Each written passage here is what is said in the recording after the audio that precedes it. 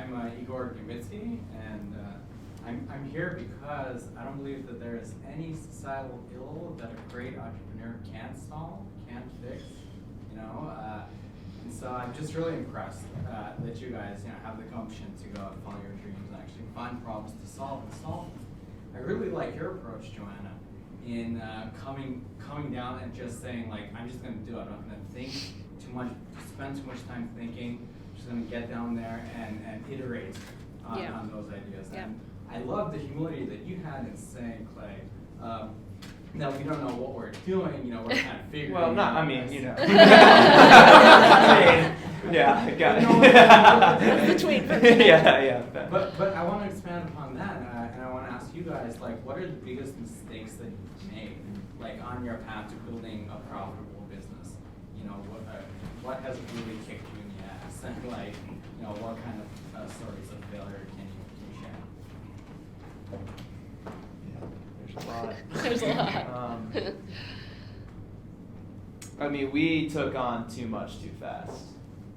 And we've always had these like dual tracks of wanting to do original content that's entertainment, and then, our for-client business where we only do things that we believe in, from an idea standpoint and the potential of the project, but it's, people are paying us to do their stuff. And we took on so much of that while we were trying to do our first film, and it was just like, oh my God, man. So we have had to completely build out, operations and make hires for that, because it was a mess. And after 6 months, we were burning out.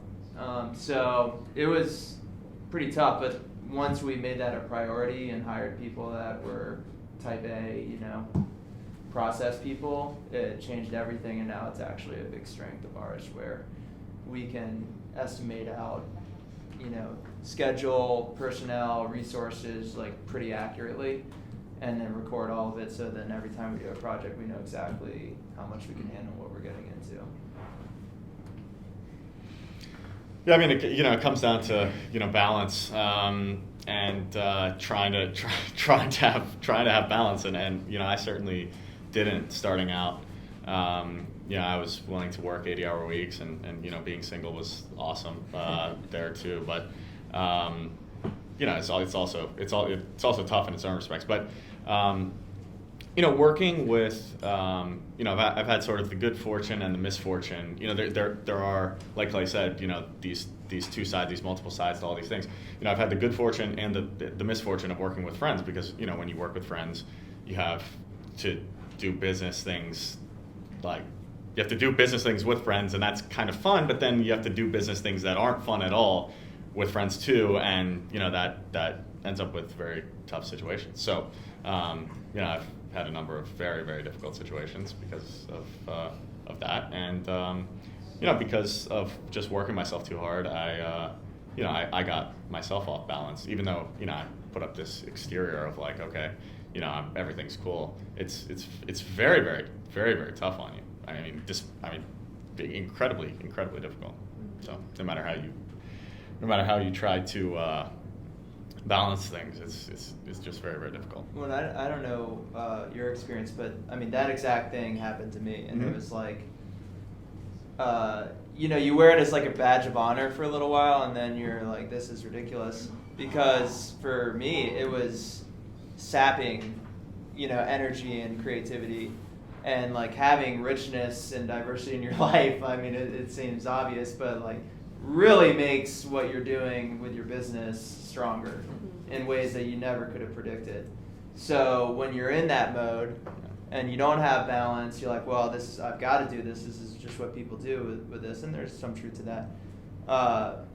It feels right, but you don't realize until you like regain some of that balance and have like a richer, more diverse life, how much you feed off of that into the business. So kind of abstract, and but it's definitely been the case with me. I don't know about. Yeah, totally true. Yeah. Yeah, I was talking to Marty earlier too about the importance of sleep. I'm a big sleep proponent.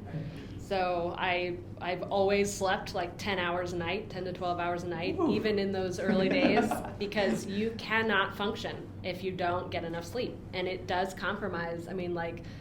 2 extra hours of sleep can get you so much of a boost the next day on your productivity and your creativity. There's nothing more creative than starting a business. It requires a lot of bandwidth, and you hamper your bandwidth if you're exhausted. That's like the first thing I tell entrepreneurs all the time. You've got to sleep. Do not sacrifice your own sleep or rest. You have to power down, because we are machines, we're incredibly effective, but you got to power down sometimes, or you cannot keep doing what you're doing. So you won't make good decisions, and you won't be able to accomplish what you're trying to accomplish. So that's something I never ever sacrifice.